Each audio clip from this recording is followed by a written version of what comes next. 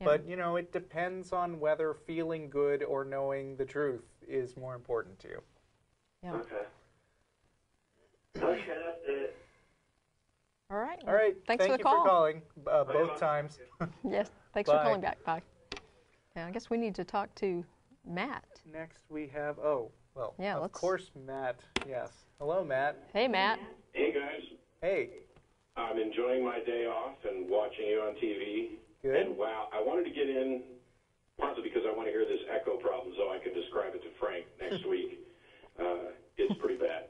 Okay. Oh, really? Okay. Yeah, my TV's off and I can hear it. The big thing is it's nice to see that most everything's working and you guys are doing a great job. But when Brian called and his mom wanted to ask a question in the background, you guys did a good job of responding to it with specifics. But I heard kind of another question implied, which is she finds it absurd to think that somebody would make up Abraham, Moses, etc. And this is something similar to what we hear with the claim that, well, do you think all of the New Testament authors were lying, or that, they just invented all of these people and stories? Mm-hmm. There's a difference between somebody believed something happened and something actually happened. Right. Right. And no one, not me, and I don't know anybody else in the atheist community, is saying, we don't believe the story because we think they lied and made it all up. Instead, we don't believe the story because there's insufficient evidence to believe the story. Right. There's no need to assert that lies were told or fictions were invented.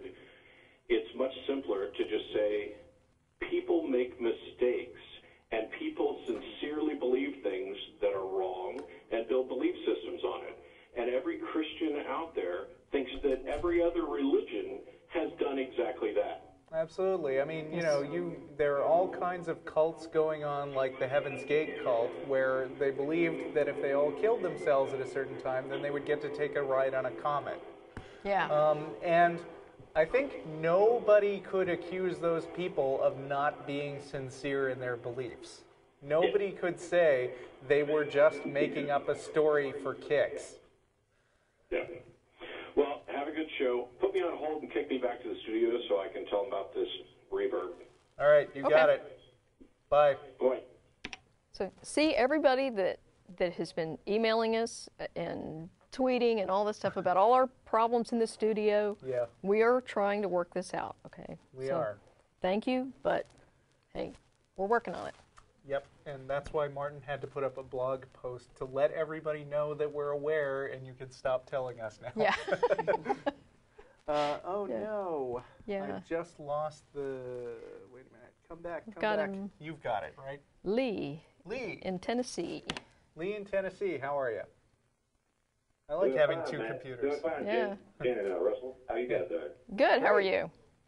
Doing just fine. I had a question about atheist parenting. I understand that both of you guys are atheist parents. Yeah, you That's picked correct. a good day to call. Yeah. Well, I have a question. I grew up in a very religious family, and they don't really understand how I can even be atheist at all. And I'm actually performing Calvin by not raising my children in the same fashion. Mm-hmm. Yeah. And I was just wondering if you guys had any recommendations for that, because, I mean, I'm kind of at my wit's end on how to respond to them at this point. So the question isn't about how to be an atheist parent. It's how to deal with your parents disapproving of your being an atheist parent? I'm sorry, I'm having a little bit of trouble understanding you because of the echo. Yeah, we've got an echo here. So is the question about what to do about your family's disapproval?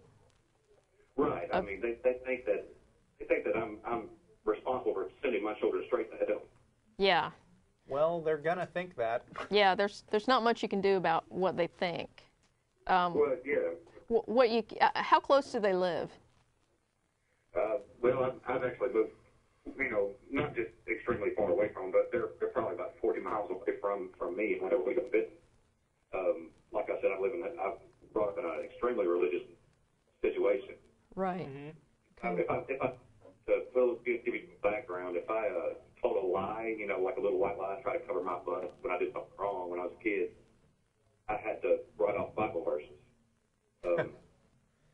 I mean, it was very strict. Okay. Well, here's what you tell them. I could parent like you, but then my kids would wind up like me. And you don't want that, do you?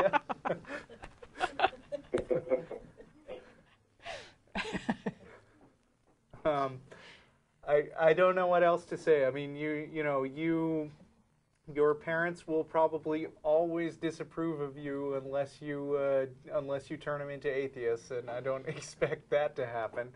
So all you can do is just parent the way you think is right, and say you're sorry that they're not happy with it. Yeah.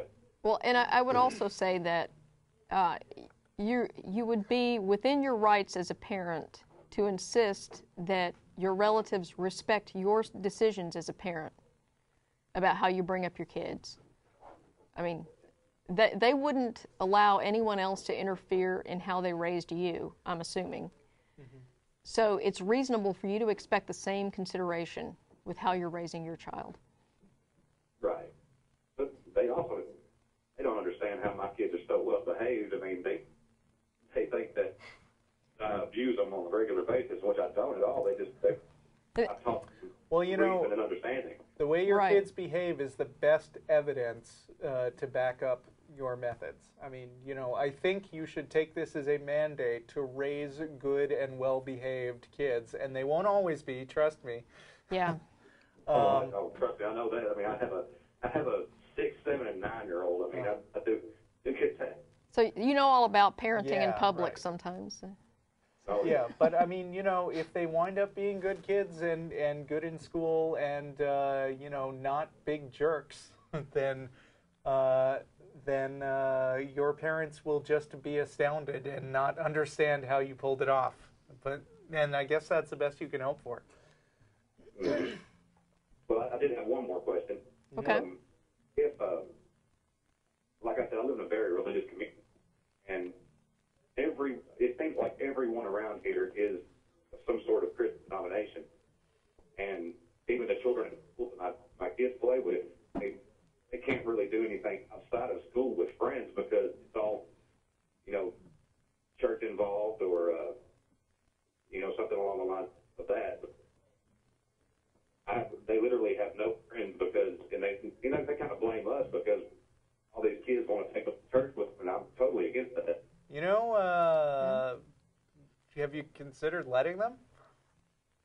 I'm sorry? Have you considered letting them go? I mean, what do you expect to happen? That they'll, they'll subvert all the years of education that you've given them and turn them theists in a day? Well, I know when I was a kid, my grandfather was a preacher, so that's the church I attended, and Yeah. I know that they actually were. What is that was really screwing me up? Yeah. I know that when I was a child, I was taught straight up that if I didn't have Jesus in my heart, I was going to hell, and that was a very real thing for me. Well, then brief them. I mean, tell them what they're likely to hear, and tell them that a lot of people believe that, and tell them why you don't agree, and then they can go to church. I mean, kids are smarter than you might give them credit for, I think.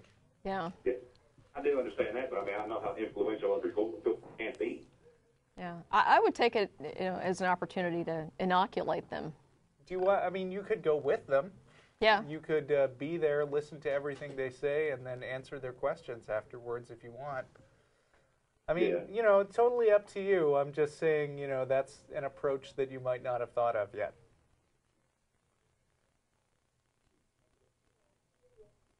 So. Well, I mean, I'm kind of at a wit's end on it. If they want to go and do stuff with other kids, I mean, at the same time, I feel guilty about even considering the subject to those kind of views. If they're mad at you because they don't get to go, then you have nothing to feel guilty about. You're just granting their wishes.